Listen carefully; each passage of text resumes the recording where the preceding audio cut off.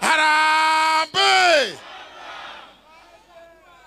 Mimi wacha nipeane tu sababu mbili ambao hiyo one time lazima tuhakikishe inatimiza ama inatimika. Mumesoma kila siku kwamba hii kitu mnaambiwa inaitwa SHA SHIF inalipa, imekuwa ikilipa pesa mpaka ikapotea zaidi ya bilioni 10, na mkisoma kila siku ni tu hospitali mnaambiwa sijui Lazarus wapi Mandera. Unashindwa Mandera, kwani watu wamekuwa wengi namna gani? Pesa nyinyi ndio mnatoa, alafu inalipwa kwa hospitali gushi, ghost hospitals, ghost patients. Hakuna mtu ametibiwa, ni pesa inaporwa hapa. Sasa sio ni sababu moja ya kupeleka Kasongo nyumbani? Harambee! Sababu ya pili, juzi Auditor General ametoa ripoti kwamba pesa ile inatoka kutoka kwa Wizara ya Elimu inaenda kwa mashule gushi, non-existent schools, ghost schools. Sasa walikuwa malize ile investigation walikuwa wanafanya wiki hii, lakini tayari wamegundua kwamba ati kulikuwa na wanafunzi 50,000 ambao ni ghost, na hao kila mmoja wao wamepata 16,000 kwa mwaka. That is over 800 million Kenya shillings, karibu bilioni nzima, na bado hawajamaliza. Hiyo pesa unashindwa ilitoka kwa ministry, nani iko mtu aliidhinisha, ilienda kwa shule fulani, hiyo kwa hiyo shule iko na account kwa benki, nani alienda kwa banki kutoa hizo pesa? Mpaka sasa dakika hii hakuna mtu amepelekwa kotini. Wale wenye hospitali ambazo ni ghost, Duale anasema iko mafaili anabeba. Duale mwenyewe anatakiwa kuwa ndiye ako kwa pale kwa DCI hapa Kiambu Road, kwa sababu hizo mahospitali zilitoka wapi? Nani aliidhinisha kwamba ati kuna wagonjwa wametibiwa kule? Nani alipitisha kwamba Mandera na Wajir ati hospitali zile ziko huko ni nyingi kushinda zile ziko Kiambu? Kayadwa maadu wanatoa elimu atia. Hiyo ndio limo. Hiyo ndio sababu ya pili kwa kufanya tuseme Kasongo, na kwa jina lingine anaitwa William Kipchirchir Ruto. William Kipchirchir Ruto ni one term. Harambee! No tokwenda tumabye toko monye ko uri abere. Tomko umaitete besha. No turasiria uguo, turasiria kahora tarikia. 27 November ndio tutafanya kama vile tulifanya hapa Kiambaa. Ndio itakuwa mwanzo ya kuonesha Kasongo huu mlima uwezi guza. Rigijia alikuwa anamwambia hapana guza mlima. Rigijia alikuwa anamwambia hapana guza mlima. Wakamchekelea. Si mnajua walimchekelea? Si tulikuwa na Rigijia kwa hiyo serikali ya William. Hiyo ya Kipchirchir.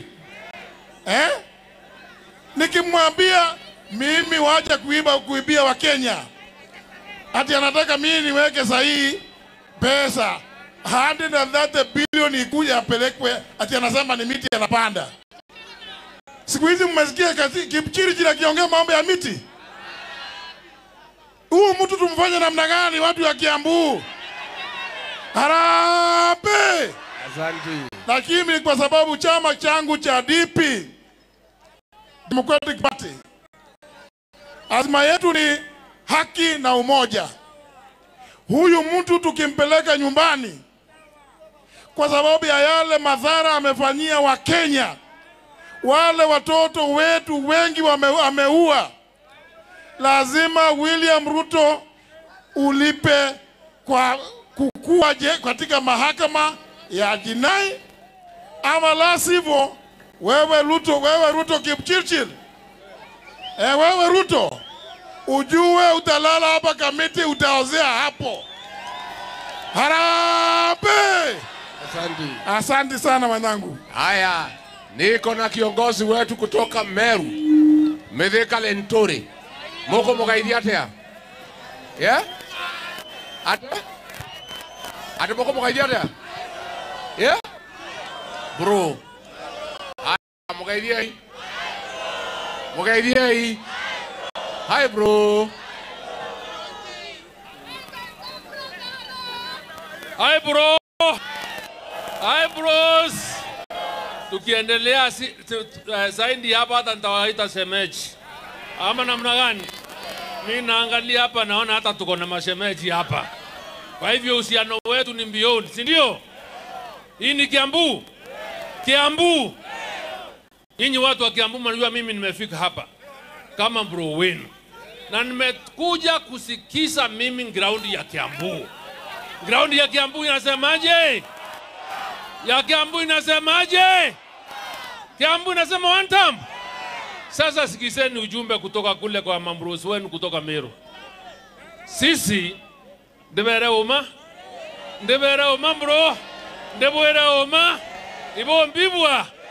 Sisi tumesema hivi sababu tunamuelewa Kasongo ni mtu aina gani, na tunajua nia ya Kasongo kugawanya mlima na skimu zake, sababu alianza kujaribu kugawanya mlima kwa kumhakikisha ya kwamba amefukuza Rigiji, alafu anatupatia mtu wa soprano. Hapo ndio mpango ulianza. Si mnaelewa hivyo? Ndivyo alianza, mnaelewa hivyo? Sasa sisi tukiwa kule Meru, na mnaelewa sisi, hii mlima yote 48% of the vote ya Kasongo ilikuwa ni kura yetu. Na hakuna mlima tunaweza kubali uweze kuguswa tena. Ile kura tulimpatia.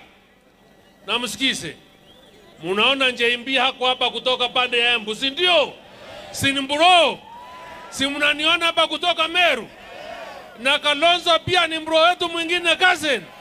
Sasa watu wa Meru wameniambia nikuje hapa sababu sisi tumekubaliana kukubali kugawanyishwa watu wa mlima kati ya mlima Mount Kenya East na Mount Kenya West. Sisi tulisema Kasongo haiwezekani. Tulisema haiwezekani. Na kwa sema sisi kiongozi wetu ni Rigiji hapa. Na kwa hivyo tukiwa na kiongozi wa mlima anaitwa Rigiji, watu wa Meru wakaniambia nikuje ukweli nihakikishe nyinyi watu wa Kiambu vile tumefunga Meru kufukuza Kasongo, nyinyi mko tayari tuungane tumwambie Kasongo ni one time. Tutachunga Rigiji, tutahakikisha ya kwamba Kasongo haingii huku. Kasongo msaliti ama si msaliti? Mkora au sio mkora? Sasa tulikuja na Kasongo huku, akasema na mimi naona hapa, nikiangalia naona watu wa bonda bonda, watu wa matatu. Akasema ya kwamba ile mfumo wake ya kuondoka watu chini panda juu, alafu sasa hapa ili muweze kutoka kwa pikipiki uingie kwa Uber, uingie kwa matatu. Watu wa bonda bonda hapa, watu wale wakuwa na matatu, umetoka bonda bonda ukaenda kwa matatu, ukatoka kwa matatu kwa Uber ukaenda kwa matatu, kweli? Muongo ama si muongo? Muongo ama si muongo? Tunataka kukuambia wewe Kasongo, sababu wewe ni msaliti. Makosa mengine yote probably tunaweza kufikiria na kusema vile naweza, Biblia inasema ukiomba msamaha unaweza samehewa. Lakini mambo ya kuwasaliti wa Kenya, mambo ya kuwasaliti Gen Z, mambo ya kuwasaliti akina mama, hatuwezi samea wewe. Tunataka tupatane na wewe kwa ndebe, tuhakikishe kura tumepiga moja ya kufukuza wewe, na niwaambie sisi tumeamua. Mkiona wa watu wote sinawatosha kufukuza Kasongo, mnataka tushikishane hivyo? Watu watero huko gari torongamane au oroka orato mweta muzaliti. Sasa sisi tuombeeni Mungu, tuko tayari kufanya hii kazi usiku na mchana, but the commitment I want to make ni ya kwamba sisi tutasikana kama ngulu kuhakikisha Kasongo ameenda nyumbani. Sawa sawa? Andoi Kiambu ndani ya Meru. Ndebele mubendete. Mambro wafurahie kuendelea kuchunga mlima. Harambe! Harambe! Asanteni mabros na masista.